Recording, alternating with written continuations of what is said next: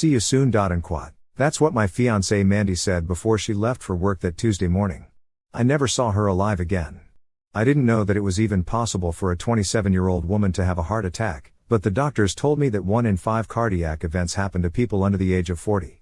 If only Mandy had been walking down a busier street instead of the shady alley she took to work, if only she'd been able to get her phone out of her pocket to call for help.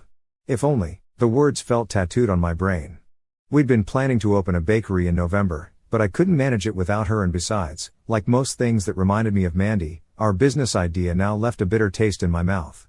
Without really realizing it, I transformed my apartment into a sort of shrine to our relationship. I spent my days working grueling 10-hour shifts as a package handler, and when I returned home, I wallowed in Mandy's photos, clothing, books, and records. I'd watch her favorite movies with a tall drink in hand, sipping until my mind drifted off far away and granted me a sort of ecstasy through oblivion. 2 years of my life passed by that way, like booze poured into a bottomless pit. It wasn't until I met Christina that things began to change. For starters, she got me out of my apartment, and away from the bottle. She understood that I had a drinking problem long before I did, and it wasn't until the 4th or 5th time I saw that I realized our dates, for lack of a better word, never involved alcohol. We'd go to a carnival by the beach, a picnic in the hills, an old video game arcade. Christina was full of ideas. Of course, even 2 years later, I felt like I was doing something wrong by failing for someone else, someone who wasn't Mandy. It was almost eerie how well Christina understood me. She knew I needed time, and took things slowly. She didn't even hold my hand until our 2nd month of going on excursions together. One morning, Christina came over without calling. She'd brought sturdy black trash bags and cleaning supplies. I saw her standing on my doormat with that determined expression. I knew it was time. My apartment got its first deep clean in 2 years, and Christina helped me to get rid of the remembrances that I just didn't have the strength to throw away, myself. In the end, I only kept one picture of Mandy, an image of her baking bread with me in the kitchen, her black clothes covered in flour, a wide smile on her face. I felt a little guilty keeping it, and for a time, I forgot about it altogether. It was like I could breathe again. Like I'd woken up from a nightmare-ridden nap. The first breath of air when I woke up tasted fresher somehow, and I felt blessed that Christina had seen me for who I could become instead of the depressed alcoholic I'd been when we'd met. Not long after we moved in together, Christina took me to a candlelit concert and a romantic dinner. When I asked what we were celebrating, she made a toast to the health of my future business. Even after all I'd been through, she knew I still dreamed of being an entrepreneur, and that night was her way of pledging to support me while I set out on what would probably be a rough and uncertain road. Without Christina's help, I never would have reached out to my old contacts in the business world or attended so many startup conventions. Somehow, other entrepreneurs and investors seemed to take me so much more seriously with Christina by my side. With 2 others, I eventually launched a small IT consulting firm. It was a far cry from the bakery I'd once imagined, but I was finally my own boss. Every year brought more success, and I knew I had Christina to thank for it. Her bright green eyes and warm smile were all I could think about as I stood in front of the jeweler's stand, trying to decide on an engagement ring. Something with emeralds, I thought, to match her eyes. My phone rang. The number was unknown, but as a consultant, I was used to getting calls from strangers. At first, I heard only the sound of roaring winds, as though the speaker was calling from inside a sandstorm. They kept repeating the same phrase over and over, but I couldn't understand it, not at first. Maybe I didn't want to understand it. Because I knew those words, and that voice. See you soon. Mandy's voice grew louder and louder until it felt like her lips were less than an inch away, screaming into my ear. See you soon, see you soon, see you soon. I flung my phone away like it burned me. When I retrieved it from the carpet, the mysterious call had ended. Throughout the rainy drive home, I wondered who would play such a cruel trick. An old bully from high school? A dissatisfied client? It didn't make sense.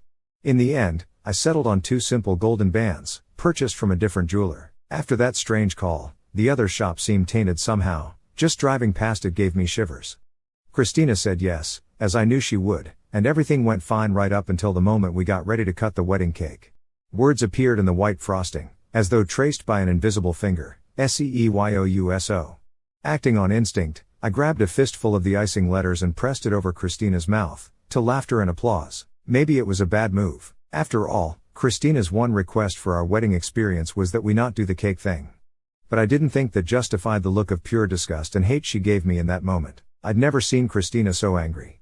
Was Mandy trying to wreck my relationship from beyond the grave? Christina forced herself to sigh and smile and give me a taste of my own medicine. The cloying sweetness of cake on my lips forced the insane thought out of my mind. The band began to play, and the night went on without any further incidents. Christina and I signed our documents, filled out our life insurance forms, got listed on each other's bank accounts, and set out for our honeymoon. Yet Mandy's messages, if that's what they were, didn't stop. They showed up in the shower steamed mirror, in my alphabet breakfast cereal, even the magnets on the refrigerator. It was unexplainable, there was no doubt about that. But once I got over the initial shock of seeing those fateful words, I realized that they could be ignored as well. After all, they were just words. I had moved on, and needed to as well, ghost or not. A few weeks after Christina and I returned to California from our honeymoon in Italy, I had my first near-death experience. That morning, I was scheduled to meet a client at a restaurant along Highway 1, a beautiful but dangerous route that skirts the stormy, cliff-lined coast. Maybe it was a trick of the mist, but as I was turning out of our neighborhood, I'd swear I saw someone standing in the middle of the road. It was only a black shape in the white fog, but it looked familiar. It looked like Mandy. I slammed on my brakes, or tried to. No matter how hard I pressed on the pedal, nothing happened. Rolled to a stop in a suburban yard and looked nervously out of the window with my emergency flashers blaring. There was nothing outside but mist. Later, the mechanics would tell me that my brake line had been set up to fail. The phone calls and inexplicable writing had been one thing. Now, however, it seemed that Mandy's vengeful ghost was actually trying to kill me. Christina could tell that something was wrong. There was concern in her eyes when I got home that night. She did her best to cheer me up with red wine, a romantic evening by the fireplace, and a steak dinner, but I was too exhausted to enjoy it. I supposed it was the accumulated stress of the haunting, for that was what it was. I no longer had any doubts, that caused me to drift off to sleep so quickly after dinner. When I did, I dreamed about Mandy.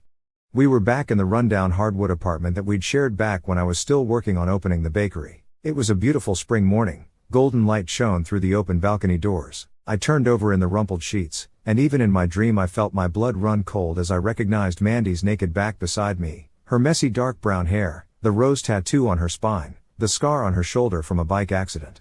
At the foot of the bed, the closet door creaked open just a crack. I scrambled backwards in bed, the closet door opened wider, and the morning light seemed to dim. The darkness inside the closet seemed hungry. A pair of green eyes stared hatefully out at me from its depths. Beside me, Mandy pointed out the balcony window. She held a finger to her lips. "See you soon." The closet door opened wide. Something enormous skittered forward.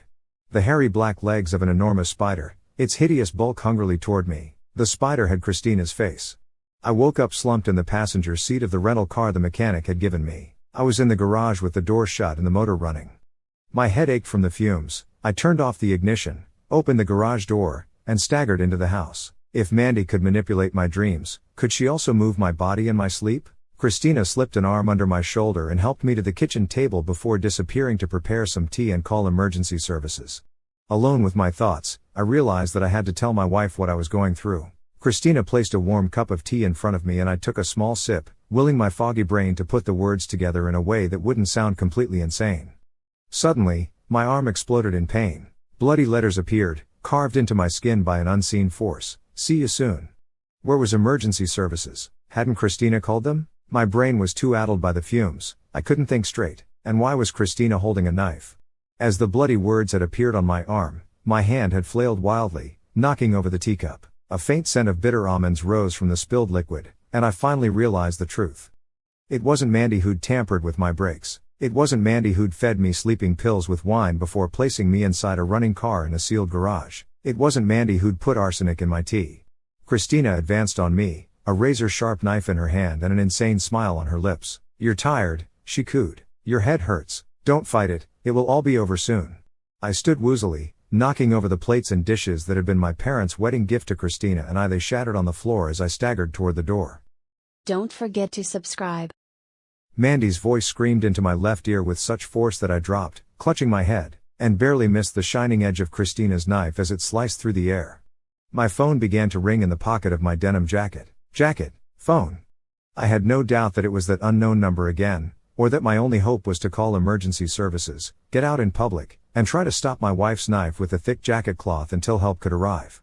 As it turned out, the nightmare was over as soon as I made it out the door with the phone in my hand. My neighbor Taylor was out for a walk with his Labrador and 2 toddlers. The moment he saw me practically falling off of my porch with terror in his eyes, he knew something was wrong, and Christina knew that there would be witnesses.